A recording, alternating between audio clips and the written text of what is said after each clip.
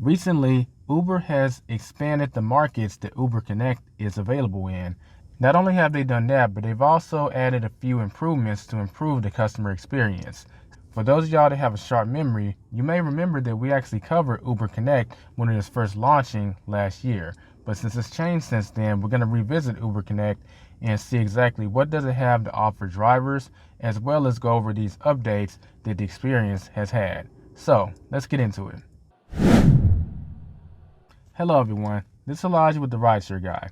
In this video, we're going to be talking about Uber Connect, the experience that a driver has had with it, as well as some recent updates that have happened. First, let's start off with the updates. With the holidays literally being here right now, we already know that there's going to be a delay in packages all over the world being shipped. What would have been shipped the same day and might arrive tomorrow could be prolonged an extra 3 or 4 days.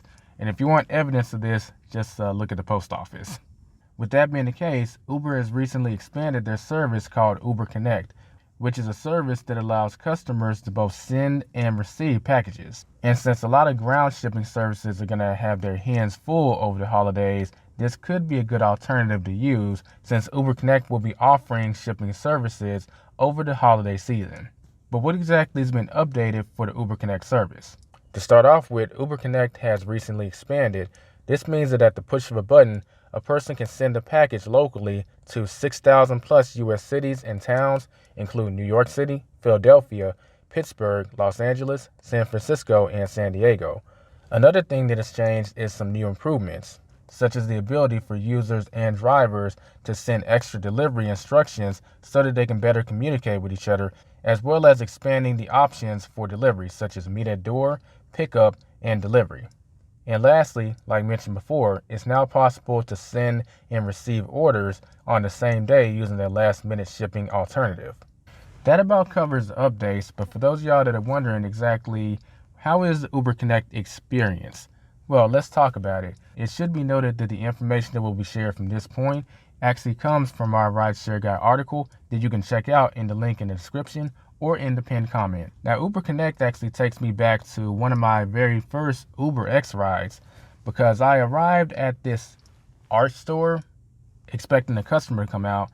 Then I got a phone call telling me to just go in the store and talk to the person at the front, which I did. And they brought out this painting, this big painting, and they carried it to my car. And he told me that I was literally just picking up that painting that I'd already been paid for, and I'd be dropping it off to him. So they put it in my back seat, and I drove over to drop it off for him. He picked it up, and that was that. Now I remember thinking, that was a different experience. There's no one making noise in the back of my car. I can just jam my music. I wouldn't mind repeating this experience.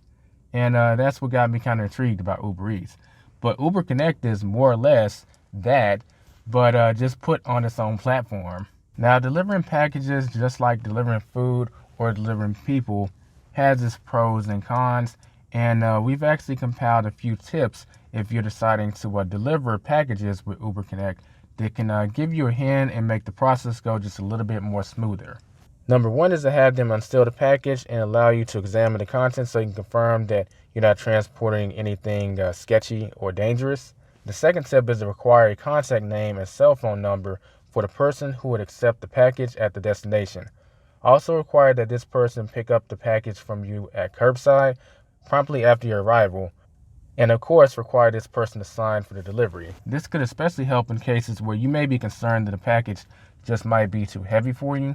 If you just set up a curbside pickup, well, taking it to the person's, wherever it's supposed to go by walking isn't your responsibility. And lastly, the third tip is if the contact at the destination does not show up within, let's say, about 2 to 5 minutes, which sounds about reasonable, tell them you will leave and would not deliver the package to anyone whose names was not provided by you, the requester. Tell them you will end the ride with all charges applied. Then it would be up to you to decide when you would then return the package and if you would charge for this return service. Now again, this information is pulled from the RC article, so you can always check that out in the link in the description and also the pinned comment. And we'll also be sure to link to our first video that we did on Uber Connect if you want to know a little more information about how it works as a driver. That does it for this video. If you have any questions or comments, feel free to leave them below. And if you're new here and visiting us for the first time, consider subscribing and hitting that bell notification so you can be notified when we drop another video. And if you found value in this one, be sure to give us a thumbs up. It's very much appreciated. We publish new videos every single week, so you want to be sure to stay up to date on the latest content that's coming out in the gig economy. This is Elijah out. Be safe, be profitable.